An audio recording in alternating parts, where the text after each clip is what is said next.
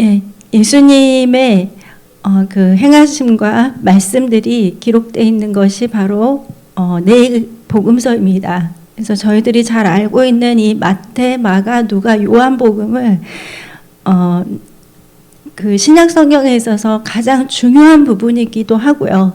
그리고 이제 좀 맨 앞에 이제 나와 있기도 한데, 하나님께서는 정말 그 이스라엘이라는 아주 작은 나라에 예수님을 보내주셔서 그것을 통해서 이제 그 복음이 이제 세계 곳곳으로 퍼지게 되었습니다. 예, 그래서 저도 사실은 예전에는 왜 이스라엘이었을까? 다른 나라들도 많이 있고 또 큰 대륙들도 많이 있고, 그리고 또 뭐 우리나라도 한번 그런 기회가 있었다면 좋았을 텐데 왜 하필이면 이스라엘이었을까? 이런 생각을 가졌던 적이 있는데, 이제 그 이스라엘의 그 위치를 보면은 이제 그거를 좀 이해를 할 수가 있습니다. 그래서 이스라엘은 아주 작은 나라이고 굉장히 우리나라 국토의 5분의 1이에요. 그래서 아주 작은 나라인데 그 나라가 위로 올라가면 유럽이고 옆으로 가면은 아시아고 밑으로 내려가면 아프리카로 이렇게 연결이 되거든요. 그래서 그곳에 복음이 심어지게 되면은 세계 곳곳으로 복음이 이렇게 가장 퍼져나가기가 쉬운 것이 바로 이스라엘이었습니다. 그래서 하나님께서는 하나님이 구약에서 그렇게 약속하셨던 그 메시아, 그 예수 그리스도를 이 이스라엘로 보내셨고, 그래서 인류를 위한 구원의 계획들을 이제 다 이루셨습니다. 그래서 그 예수님에 대한 이야기가 바로 이 사복음서에 적혀져 있거든요. 그래서 이제 이 복음은 저희들이 잘 알다시피 기쁜 소식이에요. 근데 단순히 그냥 여러분 뭐 교회 다니면은 잘 먹고 잘 살 수 있어요. 뭐 교회 다니면 다 나아요. 교회 다니면 좋은 일만 일어나요. 이런 복음이 아니라 예수님을 통해서 우리가 생명을 얻게 되는 그 기쁜 소식. 그래서 이 복음 안에는 예수님에 대한 그런 말씀하신 것과 그의 행하심들이 다 기록이 되어 있습니다. 처음부터 이것이 성경의 그 형태로 이렇게 있었던 것은 아니에요. 처음에는 사람들이 이렇게 구전을 통해서, 그리고 또 편지, 서신서를 통해서 사람들에게 이렇게 알려졌었거든요. 근데 이제 그것이 수십 년이 지나서 이렇게 책으로 엮어진 것이 바로 이 복음서입니다. 그래서 이제 이 네 복음서의 특징을 한번 살펴보면, 첫 번째는 이것은 실제로 일어난 일을 기록한 것입니다. 사람들은 이제 전설이다, 꾸며낸 이야기다, 뭐 전래 동화처럼 이렇게 이야기를 하는데, 이 복음의 처음부터 끝까지, 물론 성경도 마찬가지도 처음부터 끝까지 전부 다 실제 일어난 일들을 기록한 글입니다. 그리고 이 성경은 발췌된 이야기들이 실려 있습니다. 그러니까 그 요한복음 20장 30절에 보면 예수께서 제자들 앞에서 이 책에 기록되지 아니한 다른 표적도 많이 행하셨으나, 그러니까 예수님께서 행하신 모든 일들을 다 기록을 하자면은 기록된 책을 2개에도 부족하다 그랬어요. 그러니까 그 모든 거를 다 기록하지는 못했습니다. 하지만 거기서 이제 그 성경의 저자들이 발췌해서 그것을 이렇게 성경을 이렇게 기록을 했습니다. 그런데 이 성경을 기록하는 데는 목적이 있죠. 책을 쓰시는 분들도 다 자신들의 견해를 나타내고자 하는 그런 목적이 있습니다. 그래서 이제 성경에 쓰여진 목적은 요한복음 20장 31절에 아주 정확하게 나와 있습니다. 오직 이것을 기록함은 너희로 예수께서 하나님의 아들 그리스도이심을 믿게 하려 하며 또 너희로 믿고 그 이름을 힘입어 생명을 얻게 하려 함이니라. 성경의 기록 목적이 예수님께서 하나님의 아들 그리스도이심을 믿게 하려 함이고, 그리고 그 이름으로 인해서 우리가 생명을 얻게 하려고 하는 것이 바로 이 성경을 쓰신 목적입니다.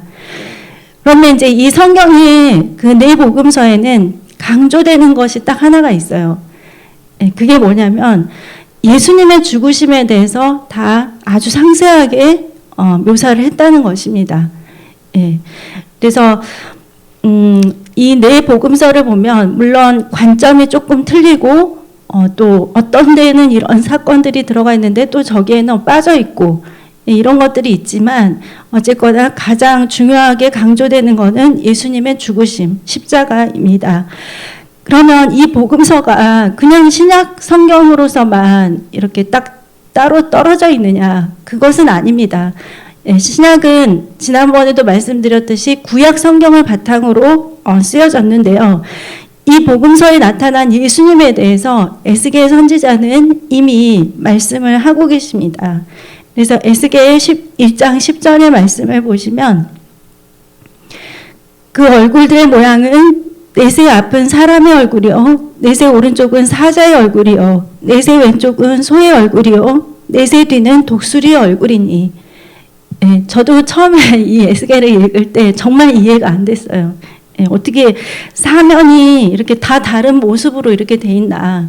이제 그것은 또 비유적인 표현이기도 한데요. 이 마태복음을 보면은 사자의 특성을 갖고 있는 유대인의 왕으로 오신 예수님을 묘사를 하고 있습니다. 그러니까 유다의 사자라고 하잖아요. 그래서 이 마태복음은 그 왕으로 오신 예수님께 초점을 두고 있습니다.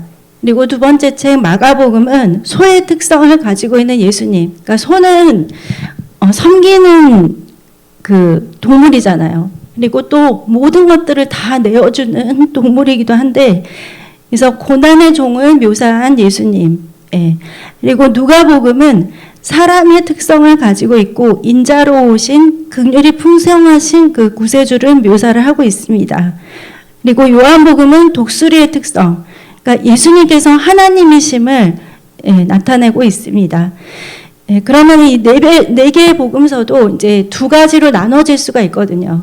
저희들이 이제 흔히 공관복음이라고 하는 것이 바로 마태, 마가, 누가인데, 이 공관복음이라는 그 의미는 공통의 관점이라는 뜻이에요. 그러니까 세 개는 굉장히 유사점이 많아요. 그래서 같은 관점에서 쓰여지기도 했고, 그다음에 그 성경이 쓰여진 시기가 굉장히 다 비슷해요. 시대가.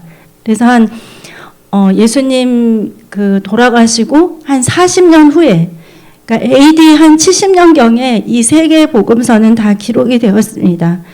그리고 이 세 개의 복음서는 예수님께서 대중을 상대로 선포하셨던 말씀들, 그리고 사역들이 기록이 되어 있습니다. 그런데 이 요한복음은 조금 틀려요. 그러니까 다른 복음들이 다 거의 비슷한데 요한복음은 한 8% 정도만 그 세 개의 복음서에 있는 내용들이 있고 92%는 다른 내용들이 있습니다. 그래서 그리고 또 이 성경이 기록된 시기가 그 세 개의 공관복음보다는 20년 늦게 기록이 되어 있어요. 그래서 이 요한복음은 특히나 개인들에게 말씀하셨던 그 말씀들, 그리고 또 약간 그 관점이 약간 독특한 그런 내용들이 많이 들어가 있습니다. 예, 그러면 이제 마태복음부터 한번 살펴보면요. 네, 이 마태복음을 기록한 사람은 예수님의 유대인 제자인 마태예요. 네, 이 마태는 그 로마 정부 하에서 세리 역할을 했던 사람이거든요. 네, 그 당시에는 이제 세리라는 직업이 사람들한테 굉장히 안 좋게 여겨졌던 직업이기도 하죠. 이제 예수님께서는 마태를 부르셨습니다. 제자로. 네, 그리고 이제 이 마태라는 이름이 마가복음이나 누가복음에서는 레위라는 이름으로도 나옵니다. 네, 그래서 마태복음은 마태가 기록을 했는데 사실 이것은 첫 번째 기록된 책은 아니라고 해요. 근데 이제 이게 신약에 왜 맨 앞에 나와 있느냐? 그것이 이제 구약과 신약의 연결점이 되는 그런 부분들이 처음부터 묘사가 되어 있기 때문입니다. 그래서 마태복음의 시작은 그 예수님이 다윗의 혈통으로 왔다는 것을 이렇게 나타내고 있거든요. 그래서 마태복음 1장 1절에 보면 아브라함과 다윗의 자손 예수 그리스도의 계보라, 이렇게 해서 이제 계속해서 그 메시아의 족보를 이렇게 처음부터 나오고 있죠. 그래서 예수님은 유대인이시고 다윗의 혈통에서 나셨다는 거. 예, 그리고 또 예수는 오신다고 한 그 메시아라는 것을 정확하게 말을 하고 있습니다. 마태복음에서 1장 21절에 아들을 낳으리니 이름을 예수라 하라. 이는 그가 자기 백성을 그들의 죄에서 구원할 자이심이라 하니라. 예, 그래서 이 마태복음 1장하고 2장을 보면은 구약에서 그 메시아 탄생에 대해서 예언을 했던 것들이 다 이루어진 것을 마태복음 1장, 2장에서 찾아볼 수가 있습니다. 그래서 이제 뭐 대표적으로 보면은 동정녀를 통해서 아들을 낳는다 이런 말씀과 그리고 또 유다 베들레헴에서 태어난다는 말씀, 그리고 예수님께서 이제 헤롯의 그 박해를 피해서 애굽으로 갔다가 다시 오게 되신다는 내용들, 그리고 헤롯이 이제 그 2세 이하의 아이들을 다 이렇게 죽였던 그런 사건들까지도 다 구약에서 예언을 하고 있는데, 그것이 이제 마태복음 1장, 2장에서 다 이루어진 것이 나타납니다. 그리고 이제 이 마태복음은 아까 말씀드렸듯이 유대인의 왕으로 오신 예수님을 표현한다고 했잖아요. 그래서 그 예수님이 탄생과 함께 그 동방박사들이 와가지고 경배하는 모습이 자세히 묘사가 되어 있습니다. 예, 그래서 그리고 이제 이 마태복음의 특징을 보면 그 예수님께서 제자들을 가르치는 그 표현들이 굉장히 상세하게 묘사가 되어 있습니다. 그러니까 마태복음은 제자를 일으키는 그런 사역을 보여주고 있어요. 그래서 여러분이 잘 아시는 그 산상수훈, 그래서 마태복음 5장부터 7장까지를 다 읽으시면 마태복음 5장부터 7장까지는 다 빨간 글씨예요. 그래서 그 8장에 보면 예수님께서 이제 그 산에서 내려오셨던 말씀이 첫 번째 이제 시작되는데, 그래서 그 7, 5, 6, 7장을 읽어보시면 여러분도 예수님께서 제자들에게 하신 말씀의 그 가장 중요한 부분들을 알 수가 있습니다.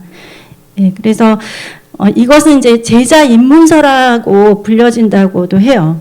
그래서 이제 마태복음은 이런 내용이 있다는 거.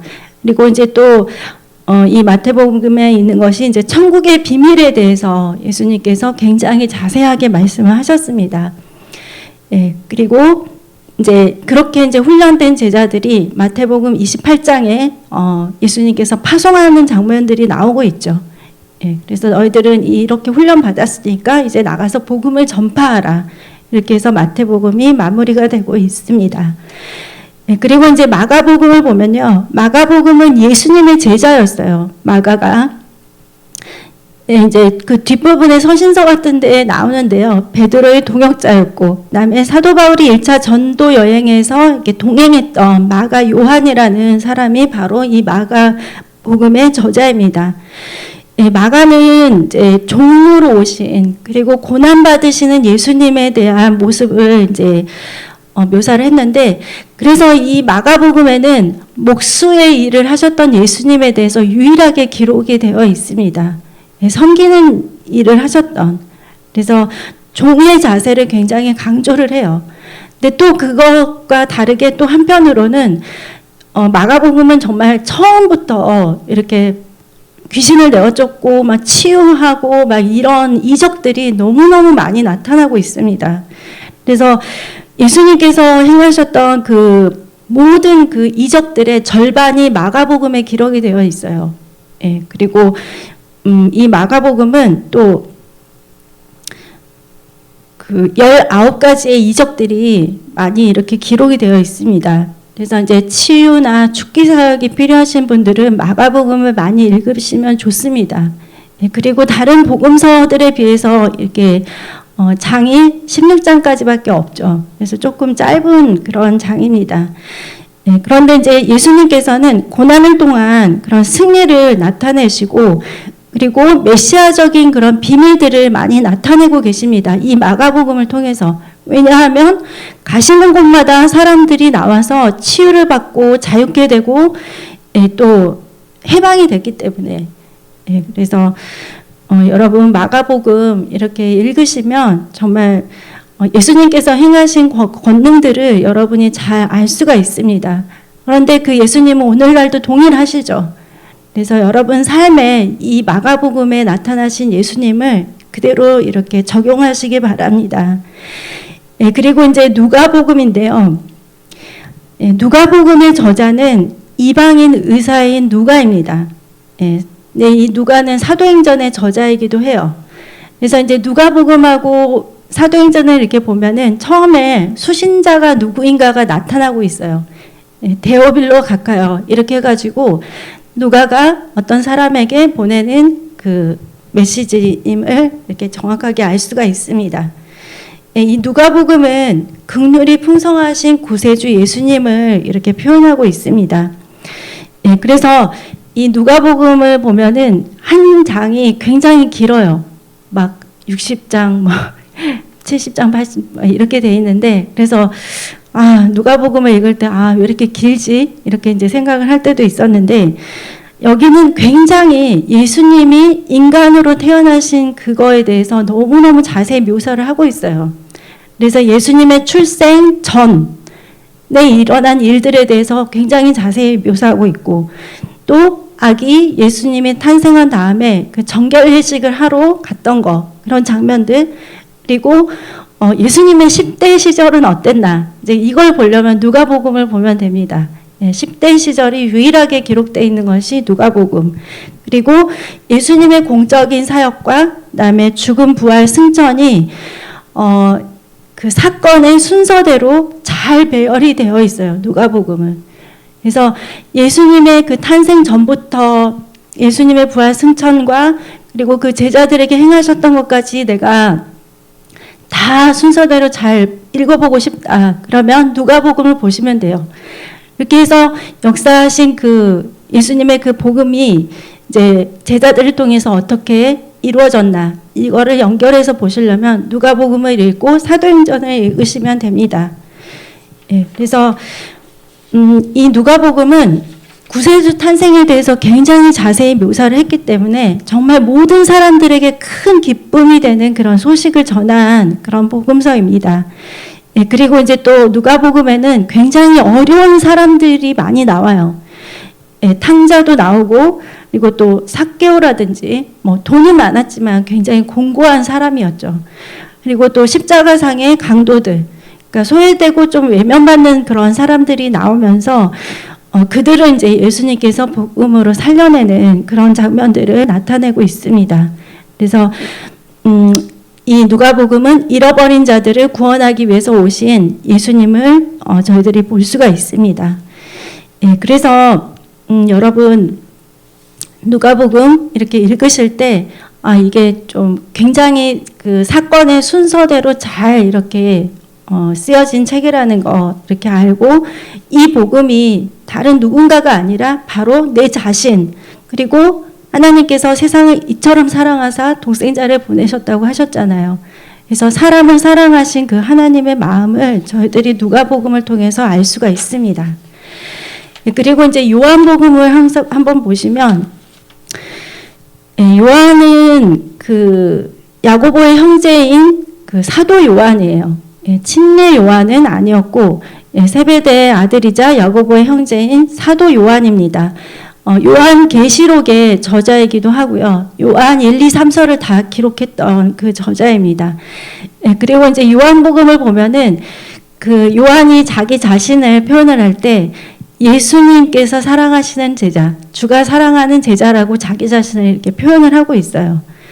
그래서 이 요한복음은 이제 그 반모섬에 유배에 가기 전에 기록한 거거든요.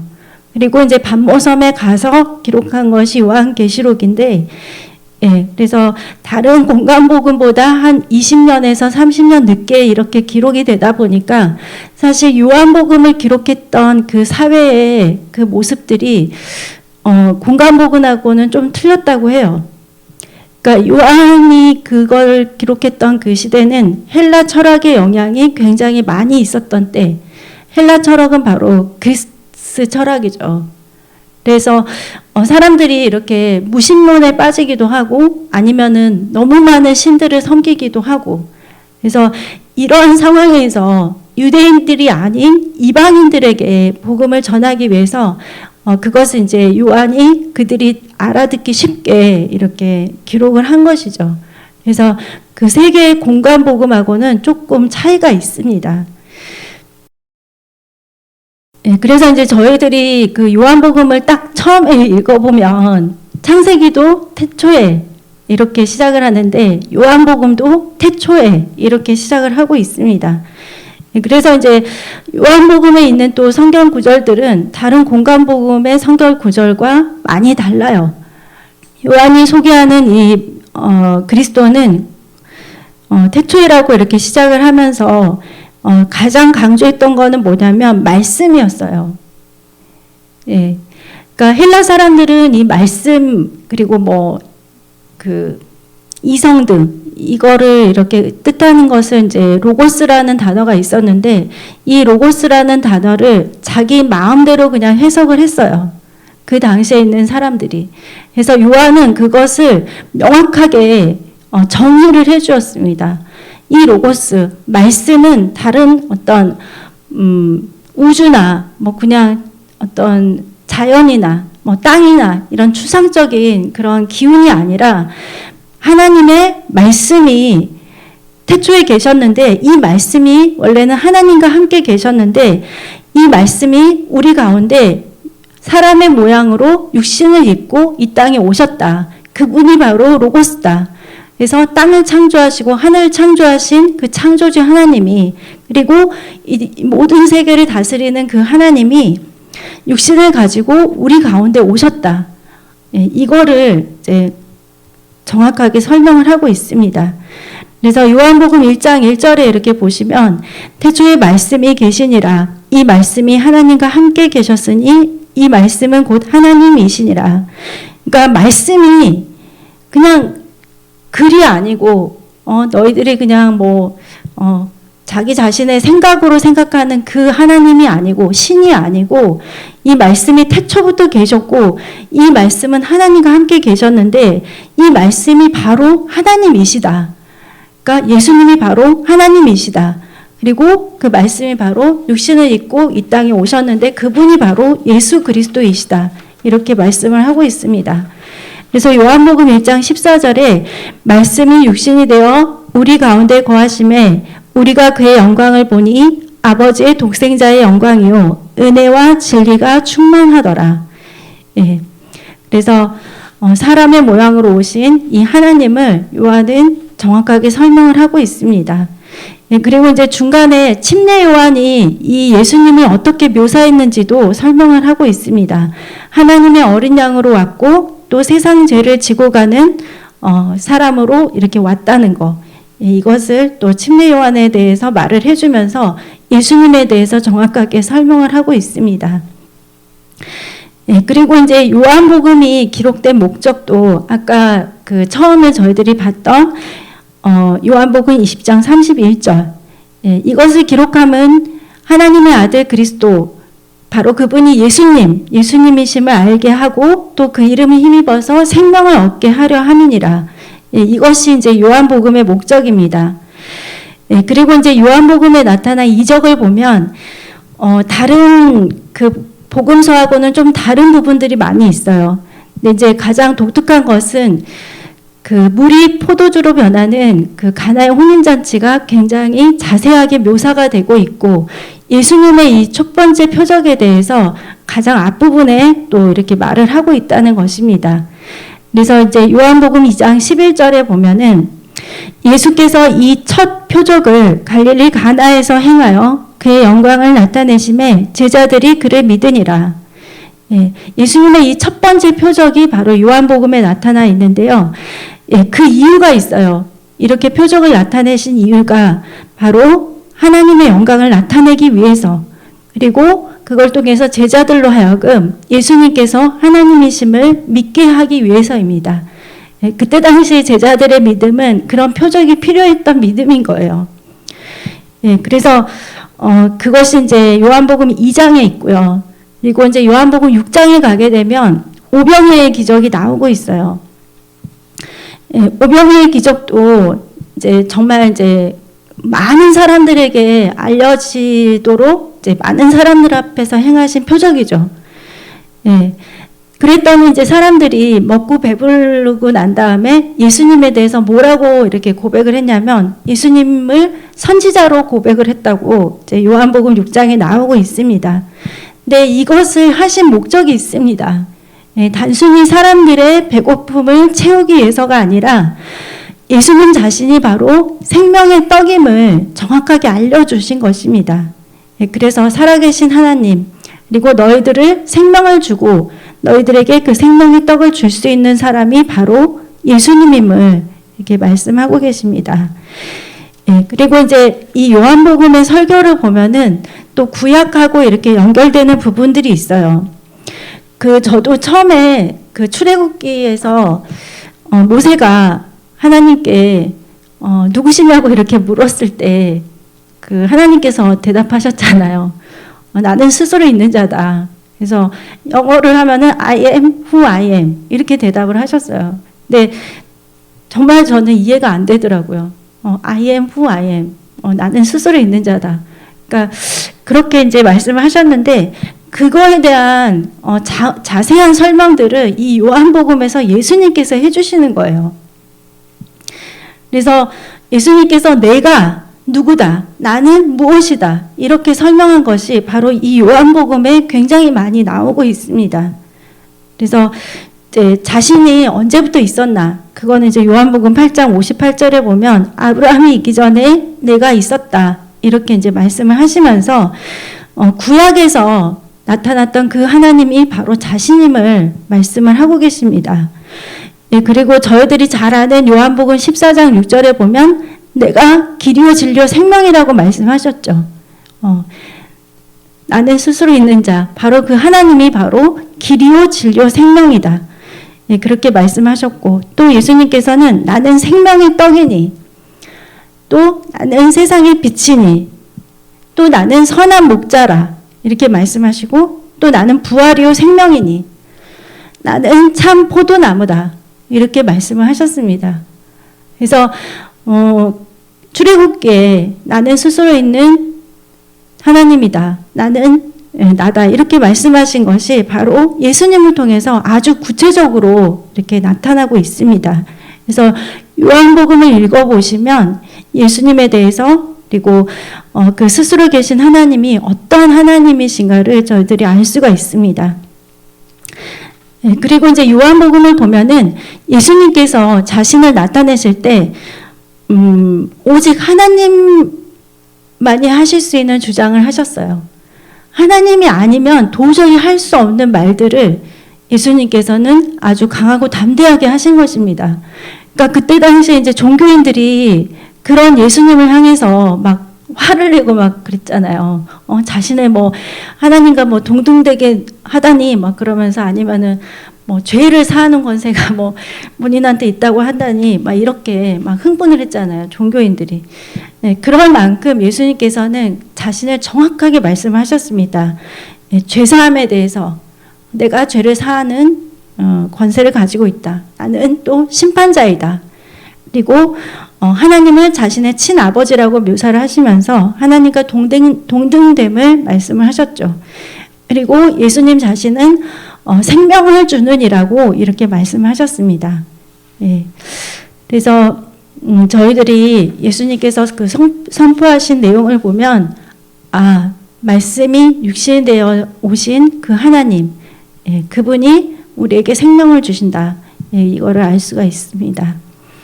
그래서 이제 그 여러분들이 이 모든 성경의 가장 뭐라 그러죠? 핵심, 예, 그 정수, 예, 그 성경의 그 모든 것들이 요약을 해서 볼 때 요한복음 일단 3장 16절 같이 읽어보겠습니다. 예. 하나님이 세상을 이처럼 사랑하사 독생자를 주셨으니 이는 저를 믿는 자마다 멸망하지 않고 영생을 얻게 하려 하심이라. 예, 믿음의 복음이죠. 예, 하나님께서 우리에게 예수님을 주신 이유, 예, 그것이 이제 요한복음에 잘 나타나 있습니다. 그래서 요한복음에는 예수님이 누구신가, 그분은 하나님의 아들이시고 그리고 다윗의 자손이시고 그리고 인자로 오셨고 그리고 우리에게 생명을 주신 하나님이시다. 예, 그리고 예수님은 전설의 한 인물이라든지 아니면 그냥 사람들의 소문을 통해서 그냥 흘러내려온 어떤 훌륭한 사람들 중에 한 명이다. 아니면 훌륭한 선생님이나 선지자 중에 한 명이다. 이게 아니라 예수님은 주님이시고, 예, 그리고 이 요한복음을 통해서 예수님은 그리스도이심을 우리로 하여금 믿게 하여 주십니다. 예, 그래서 제가 좀 급하게 막 하는 느낌이 좀 있는데, 예, 어쨌거나 가장 좋은 거는 말씀이 능력이기 때문에 이 사복음서를 여러분들께서 다 읽어보시면 가장 좋겠죠.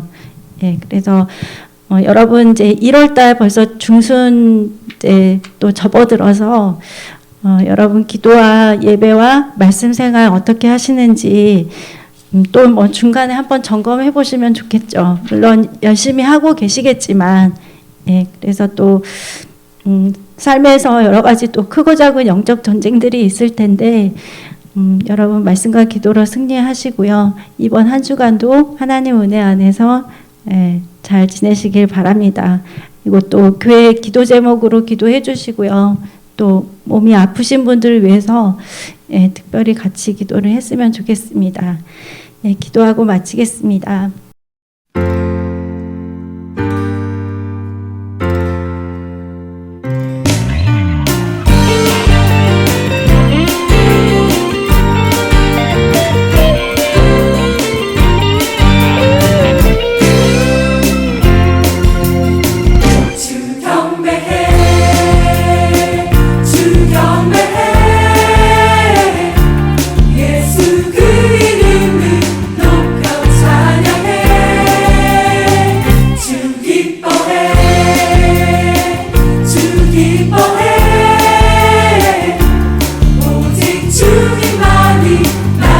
구세주